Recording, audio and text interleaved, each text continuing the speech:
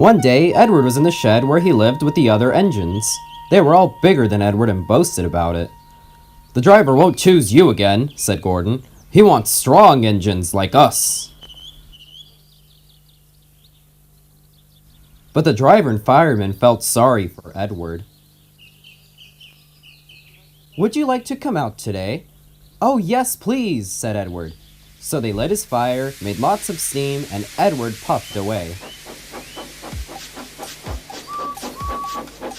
The other engines were very cross at being left behind.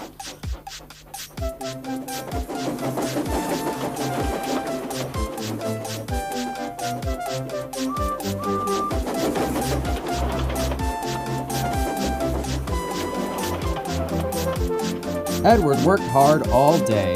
The coaches thought he was very kind, and the driver was very pleased.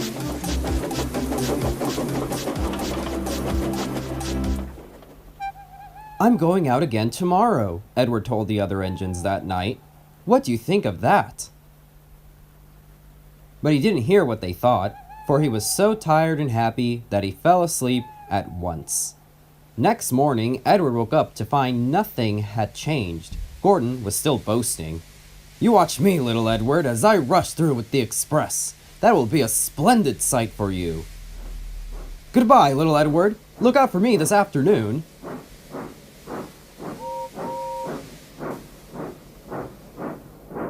Edward went off to do some shunting. He liked shunting. It was fun playing with freight cars. He would come up quietly and give them a push. Then he would stop, and the silly freight cars would go bump into each other.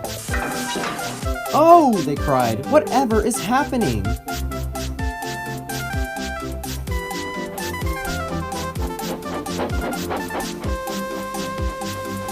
Edward played till there were no more freight cars.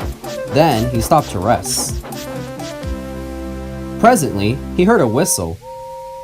Gordon was cross. Instead of pulling shiny new coaches, he was pulling a dirty freight train. "A freight train! A freight train! A freight train!" he grumbled. "The shame of it! The shame of it! Oh, the shame of it!" Edward laughed and went to find some more freight cars. Then there was trouble. "Gordon can't get up the hill," the porter called to Edward's driver. "Will you take Edward and push him, please?" They found Gordon halfway up and very cross.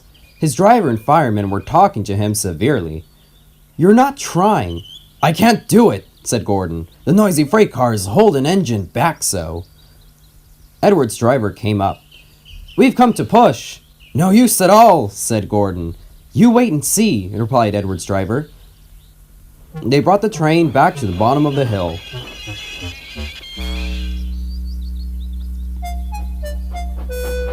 "I'm ready," said Edward. "No good," grumbled Gordon. They pulled and pushed as hard as they could.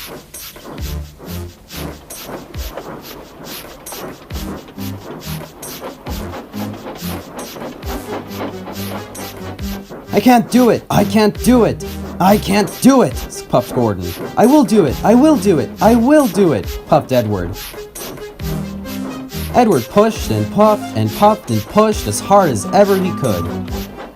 And almost before he realized it, Gordon found himself at the top of the hill. "I've done it! I've done it! I've done it!" he said proudly. He forgot all about kind Edward and didn't say thank you. Edward was left out of breath and far behind, but he was happy because he had been so helpful. At the next station, he found that the driver and fireman were very pleased with him. The fireman gave him a nice long drink, and the driver said, "I'll get out my paint tomorrow and give you a beautiful coat of blue and red stripes. Then you'll be the smartest engine in the shed."